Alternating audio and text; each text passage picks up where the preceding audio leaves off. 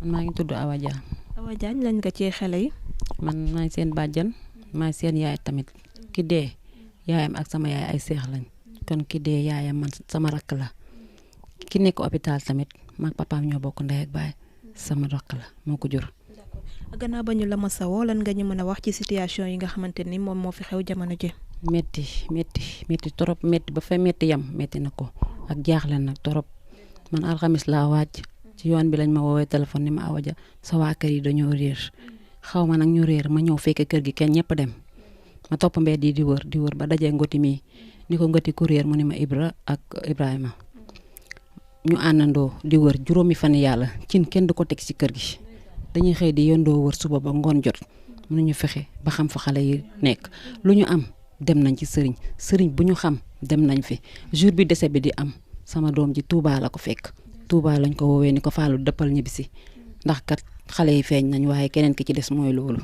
metti na trop dama doon togg añ jékki-jékki dégg ñu yuuxoo ne xale yi feeñ na dama kontaan bi may daw di génn mais bi ma dawee génn ba jàkkaarloog Ibou sama àdduna yëpp dafa yàqu sama àdduna yëpp dafa jaxasoo démb nelaw ma damaa fanaanee gént image xale bi changement bi mu am metti na doy na waar graaw. ci image xale boobu kon jotoon nga dem ba fi nga xamante ni foofu la mbir yi amee ba gis xale yi. non man egguma ba foofu de dama jàdd rek tombeek ñu fab ko di ko andi kër ga pour ñu daw yóbbu ko hôpital mu jéewuma sax dem hôpital parce que ba ñuy dem hôpital mënu ma xam fan laa yeewoo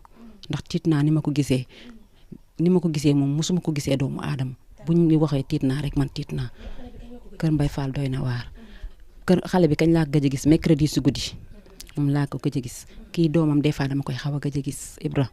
mais moom tamit mu nekk xale bi nga xam te ne du xëy suba ba ngoon jot ba ñëwul si kër ga ci sama yaay fa lay foowee fa lay defee lépp man mii tamit noonu la mel ci man daw daanu ci suñu kaw kafree ma koy daaxanteeg moom mu doon xale boo xam tamit macha allah métti na daal métti na mënuma ci wax ne.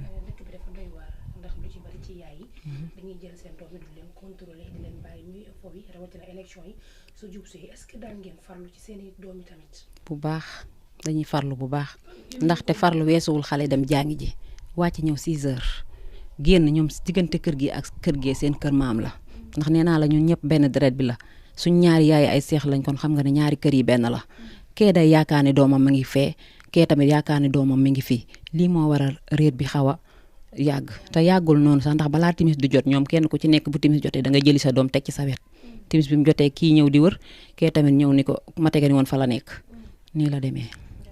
d'accord ginnaaw information yi nga xamante ni mujj nañu ko jot muy ki nga xamante ni moom dafa daal di ñàkk bakkanam dañu fekk rek ñu luqati ñaari bët yi keneen ki nga xamante ne ni aussi dañu fekk ne moom mu ngi dund dafa fekk ñu dagg ci moom dara ndax loolu information bu wër la wala. waaw tànk bi moom nee nañu dagg nañ ko man nag moom wax dëgg yàlla bi ma jàkkaarloog moom damaa wëndeelu ba jotumaa xool loolu mais daal image kanam gi rek laa gis kanam gi am na changement nekkatul Ibou bi ma xamoon ma tiit nag xamatuma fu ma nekk moo tax xaw ma sax bañ koy yóbbu hôpital te man maa waroon ànd ak ñoom ndax man maay seen mag ñoom ñëpp mais boobu jaxasoo naa nekkatuma man Awa Dia bi ma nekkoon loolu moo tax. ndax am nga njortu ko ne mbir yi dafa am sacrifice wala leneen loo xamante ni dafa laxasu ci deewu xale yi wala. wax dëgg yàlla am naa ci yaakaar ne loolu lay demee de parce que nag